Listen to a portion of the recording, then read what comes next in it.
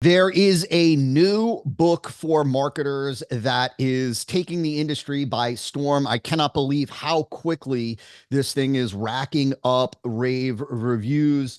And so today in this video, we're going to talk about it. We're going to talk about some of the key principles shared. We're going to talk about why it's so valuable, and we are going to dive in. Now, I've got to say this up front. I am not the author of this book. I wish I was, but I am not. But I am certainly biased because I know the content of this book. I knew the content prior to the book being published, and it is absolutely amazing. This book is Offernomics, and it is by none other than John Mulry. What's up, John? Super excited to talk about this, share some key takeaways, and then give folks the opportunity that are interested a chance to go grab a copy. And so, what's up, brother? What's happening, Todd? Are you? Good, man. I'm super excited. I was really looking forward to this because um like I said, the reviews coming in already are just off the charts from some highly, praiseworthy individuals. And so I thought that this would be a great opportunity for us, not just to do a commercial for the book, but really to share some of the juicy bits. There's a ton of information in there. And so I want to talk about some things that I'm super excited about. But first, give folks a little kind of general overview of the theme of the book. So it's called Offernomics. And so what's the overall theme of the book? So the overall theme is essentially um, engineering your advertising and engineering your marketing to play a different game than what everybody else is playing. Because like the people generally speaking fall into one or two camps when it comes to making sales online. They need to go gung ho and go gung ho on their funnel and try and get their conversion rates out the wazoo, whatever the case is. Or they're on the other side of the coin where they go gung ho on the media side and they're all about the rads and the creatives and everything else. When with Offernomics, we talk about those two things, but we also talk about the other element, the arguably more important element that very few people talk about, which is the economic side of things. And we combine media, we combine the marketing, and we combine the economics to give us the overall encompassing Offernomics and to give you a system where you can essentially, I believe, rig the game of advertising in your favor. Yeah, well said, man. It's so interesting. It's so great. First of all, I really believe that, and again, I'm biased, but this bias comes from the reality of this book. So first and foremost, right, I think that this book gives an insight into the economics, the numbers, the metrics, and the right way to use that data in combination with paid advertising and marketing performance to be able to excel. And there isn't really any other publication. There's no book that, at least that, not that I'm aware of, that addresses this key component. And it is a key component. We know anybody that's been a student of direct response for any significant length of time knows that this is a business that's all about psychology, communication, and arithmetic, right? We know that psychology is all about the prospects and what they believe and what they're thinking and what they desire and what they don't desire and what problem they have and all of that, all of the kind of the research, the stuff that we expose and uncover during the examination stage of the E5 method. And then, of course, there's communication based on what it is that we understand about the psychology of the prospect. What do we say and how do we say it? How do we frame things? How do we position things? How do we present things, right? To show the prospect that we've got the perfect and best solution for what it is that they ultimately want. And those two things are routinely and regularly addressed by a lot of marketing coaches and experts and authorities out there. But what people often forget is the arithmetic. And what most people mistakenly think is that the arithmetic is merely talking about a numbers game, like meaning that, like, look, you get more prospects, you make more money. You get more prospects, you produce more sales, right? Like it's a numbers game. Like for salespeople, you want to increase your sales, talk to more people, make more phone calls, get more leads, blah, blah, blah. But really, at the heart and soul of this idea of arithmetic really is what we refer to as the economics. And you have to understand and control and manage and make decisions by the psychology, communication, and the economics. And this book, Offernomics, is really the first book that addresses it, and addresses it in depth. And ultimately, like we've talked about in past videos, when you understand the psychology of communication, which allows you to then understand how to do your creative for your paid, your paid advertising, as well as your creative, so to speak, on the marketing performance side. You have so much more control. Like you've always said, you ultimately are playing a different game than the average marketer and entrepreneur. And this game of being able to leverage economics along with marketing performance and media performance is just it's a much easier, simpler, much more efficient and effective game to play. And so before we dive into the first kind of juicy bit, or what I see as the first juicy bit, is there anything that you would add to what it is that I just rambled on about? Well, I do want to say one thing, and I mentioned this to you privately, but the bulk of what is talked about in terms of the marketing strategy in this book and the marketing performance side of things and everything else, I learned directly from you. So like this book would not have been possible without Todd as well. So I want to give Todd his kudos, because like it's the framework. I've taken Todd's teachings and then I've applied our media buying strategy in behind it, and our thought process, but how we leverage things like the economic side of things, but also on the media side of things. Because I think like I agree with what you said. There aren't any books that I'm aware of that addresses these things, but I also didn't want to just kind of like, for lack of a better phrase, just puke a load of stuff into a book. But I wanted to do it in a structured way, so we give people a foundation at the beginning on the things that they do need to understand. That some people may look at that and they're like, okay, yeah, I get this already. But there's going to be a lot of people that just haven't thought about their advertising, or haven't thought about their overall online business in a way that I think they should, and a way that we talk about a lot ourselves, either internally or on these calls. So we start off with those foundational principles to give people the core understanding. And then we get into like essentially what we talk about, that we're really in the game of iteration when it comes to our marketing campaigns and it comes to scaling our business. That sure, some campaigns start off really well, but the majority don't. And even the ones that do start off really well, to get longevity out of them, we're always in this game of iteration. Even right now with and I know I'm kind of rambling here, but even right now with the Offernomics campaign itself, things have started off amazingly well, but there's a lot of things that we need to iterate on. There's a lot of things that we're working on behind the scenes to make sure that our economics are where they need to be, to ensure that we're getting what we want out of it as well. Because it's not just about conversion rates, and it's not just about getting new buyers and getting new sales. It's what we want to do with those things long term. So we're iterating right now on Offernomics, and we'll be constantly iterating.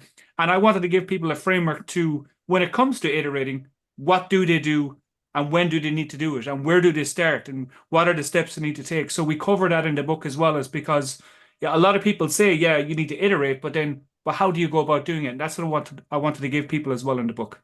Yeah, I love it, man. I love the fact that, look, and there's so many things that we can certainly talk about, but and I want to make sure that we give, tremendous value in this video, which we're going to do. But I want to touch on two things. First, I want to touch on what we mean in this context by this is a game of iteration, because I think that it's so important and so valuable what it is that you said, John, because I don't think that most marketers, certainly newer marketers and entrepreneurs, realize that this is a game of iteration. So in this context, when we talk about this is a game of iteration, what we ultimately mean is that it's foolish to expect that your first version of a completed campaign, a completed funnel, is going to be a home run grand slam. In other words, that your first at bat, your first time launching that first version of your funnel is going to be a grand slam home run. That's just not the game of direct response marketing. Direct response marketing is a game of engineering and then iterating, right? It's a game meaning improving, enhancing, understanding how to identify the constraint in the funnel. Like if it's not performing at the level that we need it to in terms of our cost per acquisition and our AOV, understanding and identifying what is the constraint, what is the issue in the funnel. Is it on the media side? Is it on the marketing performance side? Or as we've talked about before, is it on the economic side? Being able to identify what the constraint or the issue is so that we can pinpoint target where we focus our iteration. This is a game of first engineering, which really is, is the much quicker part of the process. Once we engineer, we launch the campaign, we get initial data back, and then we use that data to identify the constraint or the issue if it's not performing where we want it to, and then we iterate.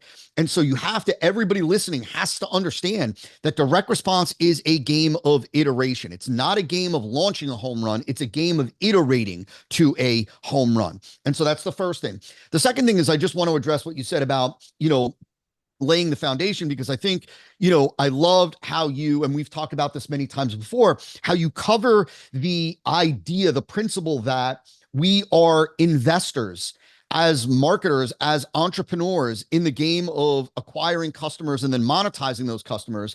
It is a much healthier, smarter viewpoint to take, thinking like an investor and recognizing that it's more about a game of cost versus value, cost versus revenue, rather than a game of merely marketing performance, meaning our opt-in rate, our sales conversion rate, our order form completion rate, our upsell take rate, right? All of those things.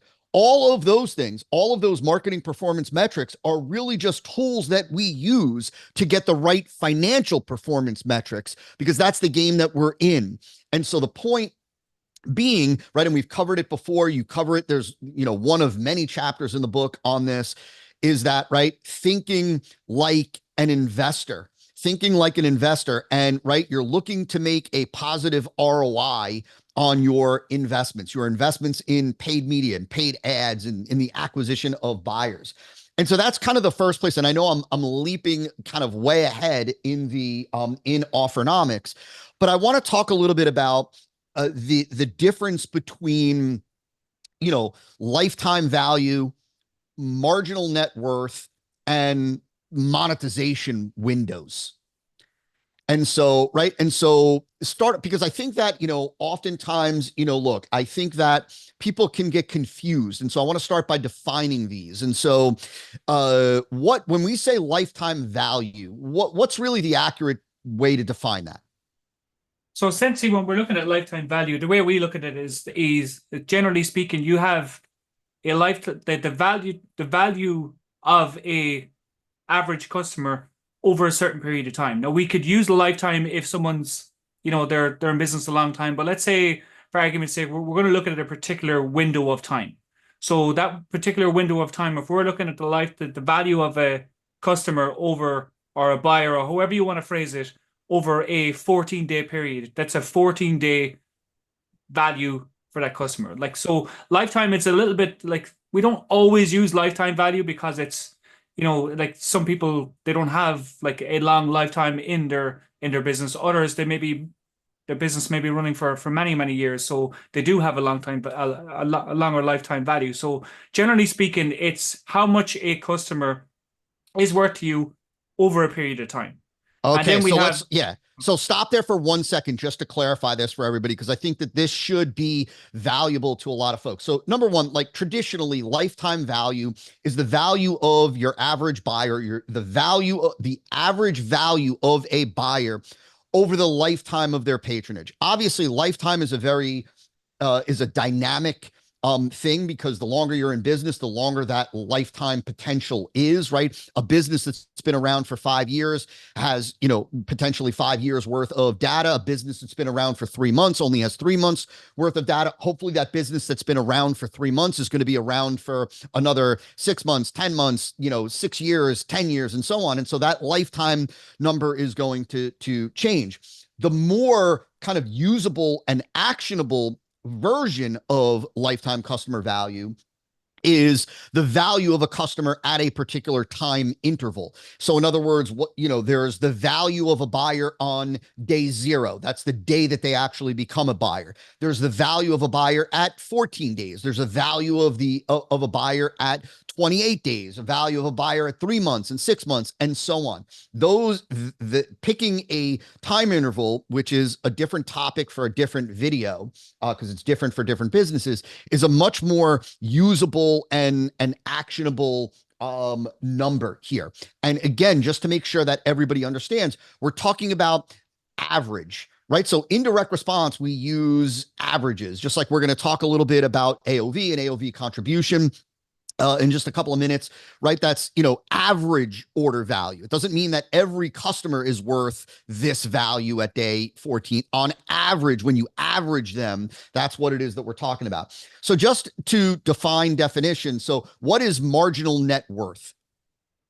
So what marginal net worth is that takes into considering the cost side of things. So let's say we have a lifetime value over a time period of 14 days, 30 days, 60 days, 90 days, and they're the kind of the time frames we're looking at. The marginal net worth takes into consideration what that value is minus the cost to generate that value.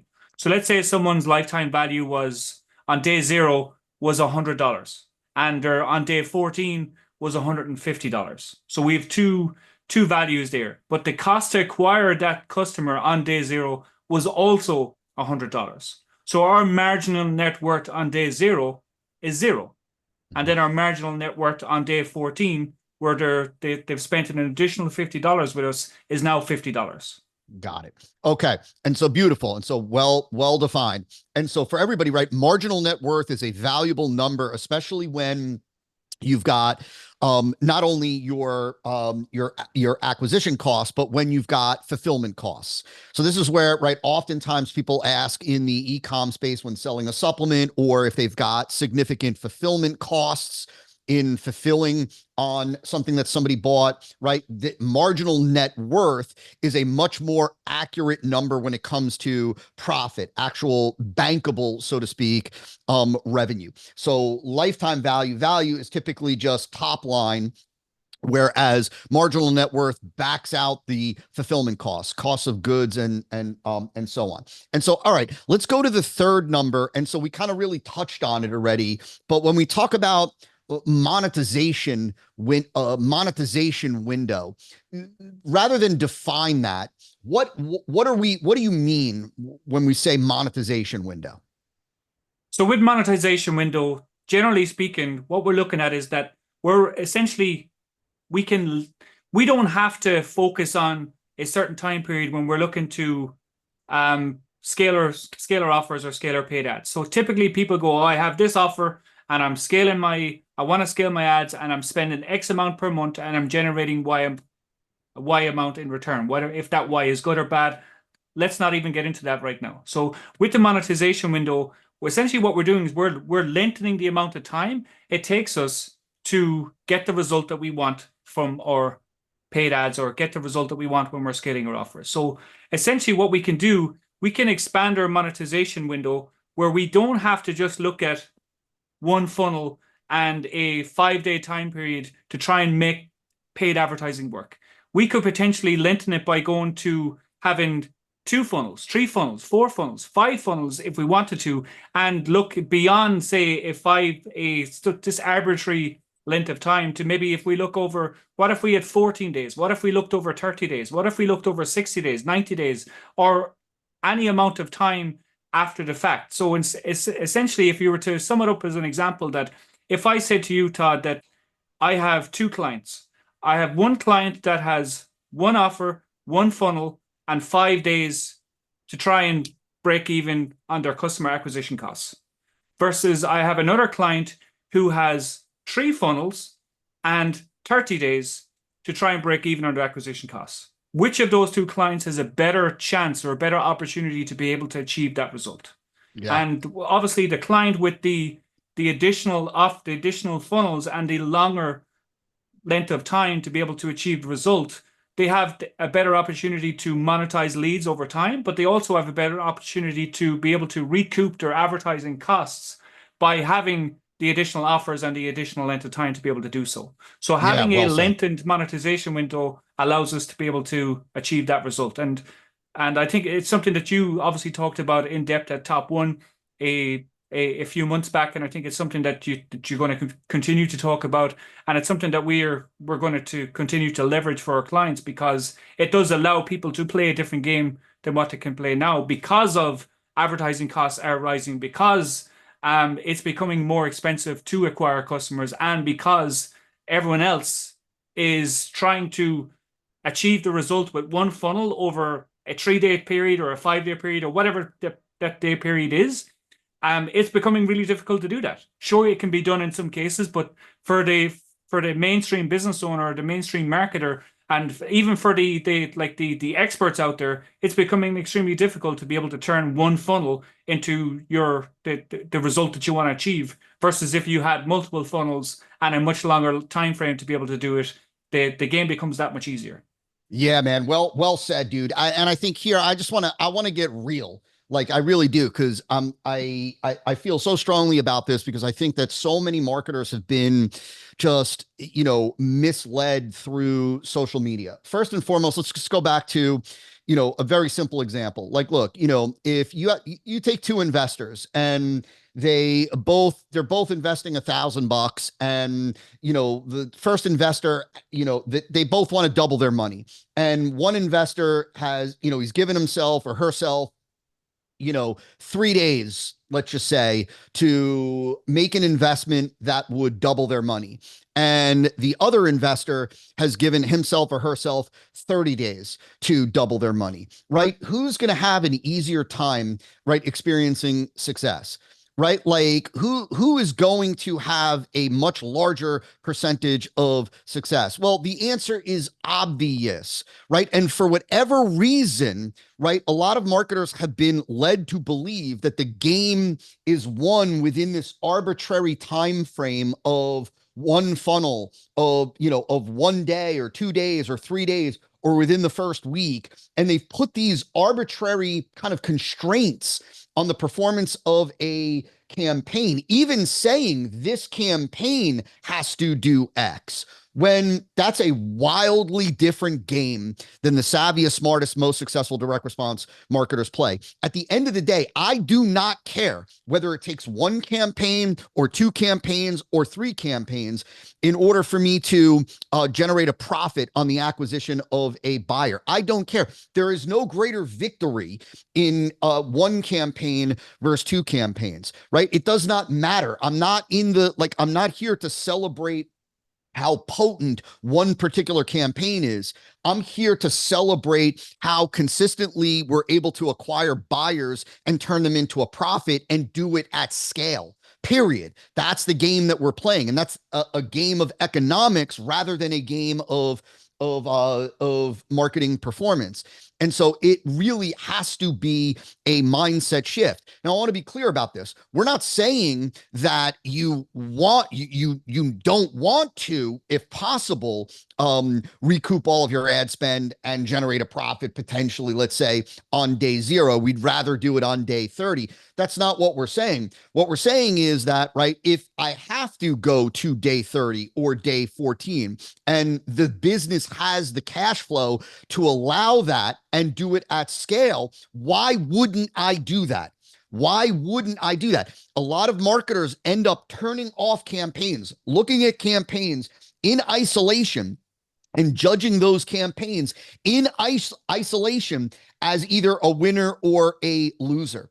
When you use a monetization window, it's not about whether that one campaign is a winner or a loser. It's about whether that monetization window is effectively allowing you to generate a profit from your buyers, your acquisition. And I think that again, what most average marketers need to understand is that they're playing a marketing performance game, and the biggest, baddest, best direct response marketers are playing that game of economics, realizing that, all right, if I roll out a second campaign, we monetize more, we drop our cost per acquisition that much more. If we have to do it with a third campaign, we acquire that much more, we drop our acquisition cost that much more, right? Enough with these arbitrary timeframes, enough with these arbitrary windows, and enough with trying to have one single home run front end acquisition campaign that drives your entire business. And so that's my spiel, my rant.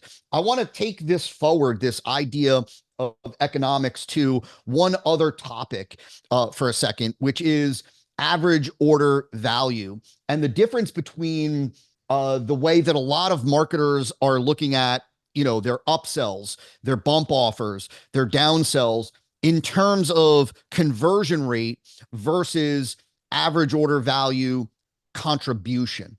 And so let's start with, and I'm going to let you kind of explain average order value contribution in a second. But so average order value is the average amount of money that a buyer spends with you, that, let's call it, the day that they become a buyer. So it's the average amount of money. We know that if we've got a campaign, that obviously every campaign, every funnel has a core offer. That's the main offer presented on the marketing page, the sales page, the VSL, whatever it may be, right? People go to the order form. And then on the order form, there's maybe a bump offer on there. And then there's maybe an upsell, maybe two upsells, maybe an upsell and a downsell and a second upsell. And so a certain percentage of people that take advantage of the core offer are going to take advantage of the bump offer. A certain percentage are going to take advantage of the upsell. Certain percentage are going to take advantage of the downsell, and a certain percentage are going to take advantage of the second upsell. And then all the other kind of, second chance offers and all the other things that we do.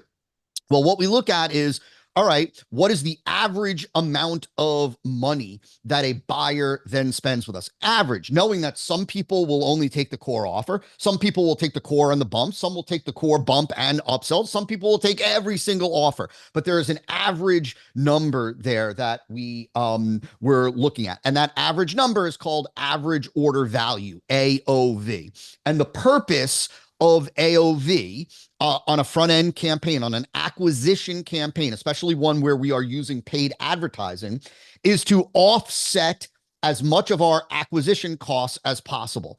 So, right, we want to increase the AOV as much as possible to recoup as much of our acquisition costs as we possibly can. So, John, there are kind of two approaches that people use when looking at their bump offer, upsell, downsell, and so on. Some people will look at the conversion rate, and some people, the smarter people, will look at average order value contribution. What is average order value contribution? So essentially, AOV contribution is how much is the upsell, the bump, the downsell, or whatever the add-on offer is, how much is it contributing to the overall AOV? So to give a really simplistic example, imagine you have an upsell that is $100 and it's converting at 10%. So your first upsell is $100 and it's converting at 10%. So to calculate AOV contribution on that, we simply multiply the value by the percentage to get the AOV contribution. So that upsell, you may look at it and say, oh, it's $100 and it's converting at 10%. Like the people that are playing the marketing performance game, they're looking at, oh, my upsell is 10%. That's crazy good. Or whatever the case, or they might go, oh, my upsell is 10%. That's crazy bad. And they'll go heavy into optimization mode and they'll go, I need to get this to 20%. And the reality is you may need to, you may not need to. What you need to look at is the actual AOV contributing. How much is that offer in the upsell sequence contributing to the overall value that's being generated in the funnel? And in this example, at $100 converting at 10%, it's contributing $10 because it's $100 multiplied by 10% gives us $10. So imagine your overall AOV was $50. That upsell is contributing $10 out of that $50. So the other $40 is obviously made up of what other offers are in that funnel. So it's part of the core. If there's a core offer, if there's a bump, if there's other offers in the sequence, the overall 50 is made up of all of those pieces. And the example, $10 of that is coming from the upsell. Now, you may be working right now where you're, let's say, that $50 AOV, it's costing you $100 to get that $50 AOV. So it doesn't matter how, if you want to be breaking even on your funnel, it doesn't matter that your upsell is converting at 10% because right now you're spending $100, but you're only generating $50. So if you want to continue to do so and continue to acquire customers with at a break even model, where you're at like the what we call level 2 acquisition aggression, is you need to make some changes. You either need to look at go through the process of diagnosing where the constraint is in your campaign, and you may find that okay, my constraint is that the we need to optimize on the economic side, so we need to fix our economics because it's completely out of whack. We're spending 100, we're only generating 50. We need to get our AOV higher. Looking at boosting conversion rate mightn't necessarily help you do that. What you may need to do is like, well, can we change the economics by adapting, by changing pricing on our upsell, by coming in with a different upsell, adding more upsells, adding more downsells, tweaking the bump. We have a complete sequence that we go through that we want to actually do it so we can do it systematically and in a way that's not like just haywire. But essentially, like that's the real goal of having upsells in a funnel. It's not just so you can have an upsell that converts at 10%. It's so you can contribute to your overall AOV in a way that allows you to scale the campaigns the way you want to scale them. Yeah, well said. I mean, look, at the end of the day, you said something so really important, and it goes back to what we've talked about many times before, and what we talked about at the start of this video, which is again thinking like an investor, right? I don't care if I test two different upsells, right? Two different price points, two different upsells against each other. I don't care what the conversion rate is or what the take rate is on each of those. I don't decide which one is the winner based on which one merely has the highest take rate or conversion rate. I decide the winner based on which one contributes the most amount of money to average order value. And I don't care, right? I don't care if that one has the lower conversion rate. In other words, if we increase the price, if the upsell is $100, right? And it's $100 and it's got a 10% take rate, let's just say, to keep the math real simple. You said earlier, John, right, that $100 upsell that has a 10% conversion rate or a 10% take rate is contributing $10 to the average order value. Well, now let's say that we take that same upsell and we test it at $300 just to keep things simple. And by testing it at $300, we drop the conversion rate or the take rate in half. It drops from 10% down to 5%. Well, 5% of a $300 upsell is $15, right? Is $15.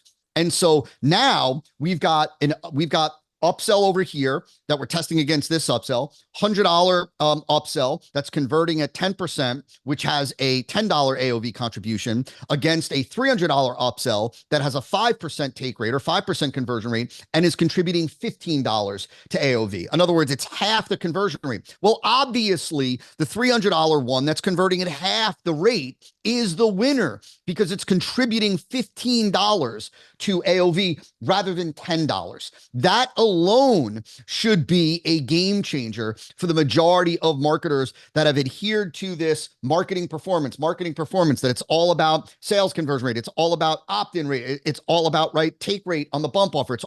It's not. It's about the financial performance metrics. It's about the CPA to AOV. It's about the AOV contribution when it comes to bump, upsell, downsell, second chance, all of that. And so that is also great. And so I want to pivot now and talk about one other topic. There's tons of chapters, and maybe what I'll do is I'll share a screenshot of the table of contents so people can see the depth that Offernomics goes into. But you talk about attention architecture. And so can you just speak to a little bit, give a high-level view of what attention architecture is? So attention architecture is the framework that we use for creating primarily video ads. So it's how we structure our video ads in a way that not only helps get attention, obviously given the name attention architecture, but it allows us to structure messaging, video ads in a way that we can take one ad concept and turn it into multiple ads, but then take those multiple ads and turn them into essentially thousands of overall ads with how we apply it in our overall ecosystem of our video ad framework. So attention architecture is essentially, it's made up of four overall components, which is interrupt, engage, educate, and offer. And then within each one of those components, there's subcomponents that allows us to essentially like building blocks for creating video ads. So the most important in our mind is the interrupt stage. It's the part at the beginning, because the opening of a video ad is arguably the most important, because if someone is not engaged enough and to actually to stop whatever they were planning on doing and pay attention to you, that they'll either hit skip on the ad, or you'll have the wrong people watching your ad, or whatever the case is, or they'll just breeze past it and do what they were planning on doing anyway. So it gives us a framework for creating ads that will help you stop the people you want to stop, to get their attention, get them out of whatever else they were doing and focusing on you, and then how to actually take that attention and turn it into getting them to take the action you want them to take, which is generally speaking, clicking on the ad and going over to your funnel. Yeah. Yeah. I love it, man. And the thing that I want everybody to understand is that John breaks this down for you, right? So in other words, this is in the book. I can break down a little bit for people if they want, just to, because like we give it full step-by-step breakdown inside of the book, but essentially like the interrupt stage, we cover 6 different ways to interrupt your potential customers and stop them in their tracks. We have some that are currently our favorites that are working really well right now across multiple industries and multiple niches. One of them is the taste versus tease interrupt, which we learned directly from Walter Birch from a Steeler Winners episode. So shout out to Walter for that. I mean, absolutely. When we first got that shift, we were like, yeah, this makes so much sense. We need to start using it. And once we started using it, we start getting great results. And I'll give a little bit on it right now. So basically, the taste versus tease is essentially so much that's out there right now in terms of not just video ads, but overall marketing, messaging, and copy in general is teasing. It's like, in this video today, we're going to share the 3 things that you need to do X, Y, and Z. We're going to share the 6 mistakes that you're making, the four things that you need to do to really excel in X, Y, and Z, and blah, blah, blah, blah, blah, blah. It's all teasing what's going to come. And oftentimes that like our prospects don't have the time to be waiting around to be teased. We need to give them the goods straight away and give them something straight away to get them engaged and get them to keep watching. So instead of teasing them with lots of, in this video, blah, blah, blah, blah, blah, we get straight to the action. So we might say, instead of saying, an example I use in the book is for one of our clients who's in the trading space, instead of saying, in this video today, we're going to share the 3 mistakes you're making when you're trading stocks and you're trying to, beat the S&P or whatever the case is, we might say, the reason why you're not succeeding with your trading is because you're not looking at the open price across multiple timeframes, and you're ignoring multi-sector alignment.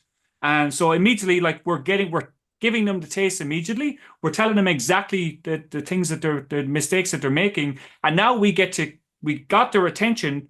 They're going to have like, okay, what are those things? What did he just say? I better pay attention to get more of this. So they keep watching because we give them the taste up front.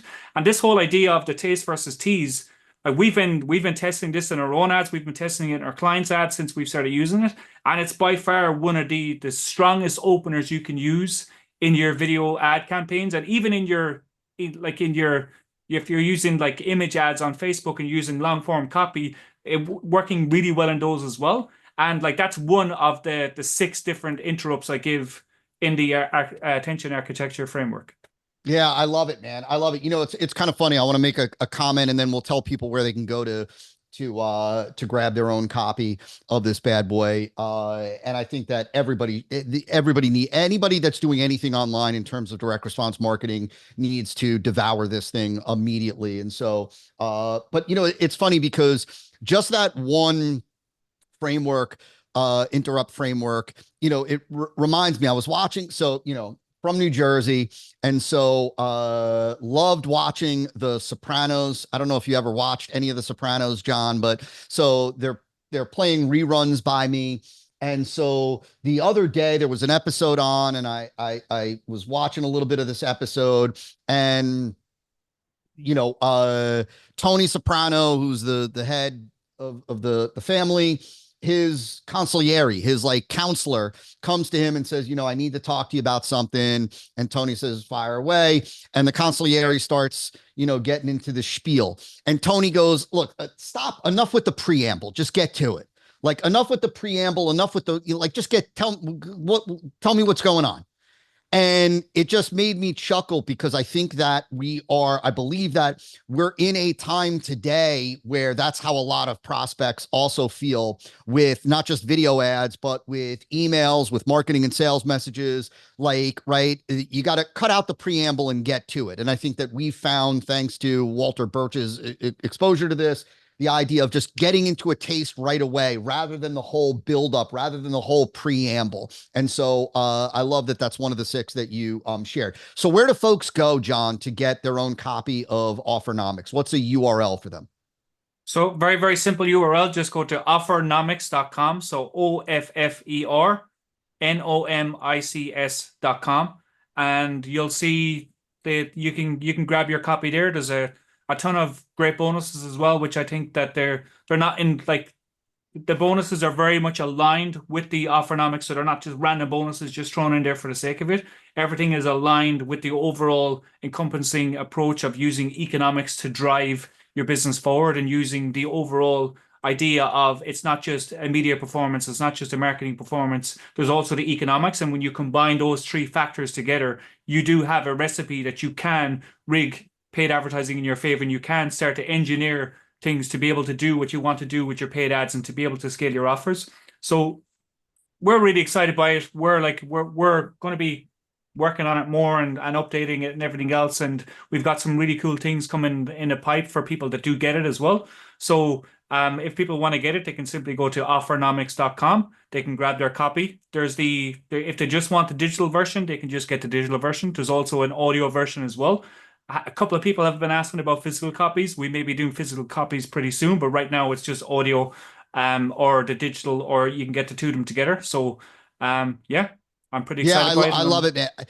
And let me say this for everybody, that this is a super actionable book. This is not a tease. This is not some sales message for the E5 agency, which John runs and does amazing work there. This is a training. This is a masterclass in a book on this methodology of Offernomics, this combination of marketing performance and media performance and economics. And this is something that every direct response marketer needs to understand. And like you've heard us say, this will radically change the game for you, make it easier for you to scale your acquisition of buyers, clients, customers, students, subscribers, whatever it may be for your business. And so offernomics.com, go grab your copy. As always, John, I love it. And I think what I'd love to do, if you're game for this, because I think that everybody would really value this, is next week, let's jump on and let's walk through what you are actually doing from an iteration perspective. And we'll talk about your thinking, your strategy, the steps, the process, so that they really get a kind of in the trenches, hands-on feel for what it is that you do that they can and should be doing for their own campaigns. And so, you down for that? Yeah, I think that'd be super exciting. It'd be different, and I think it'd be super valuable for people. Okay, awesome. So there you go, everybody. Offernomics.com. Go grab your copy, and John and I will see you next week. And so take care, everybody.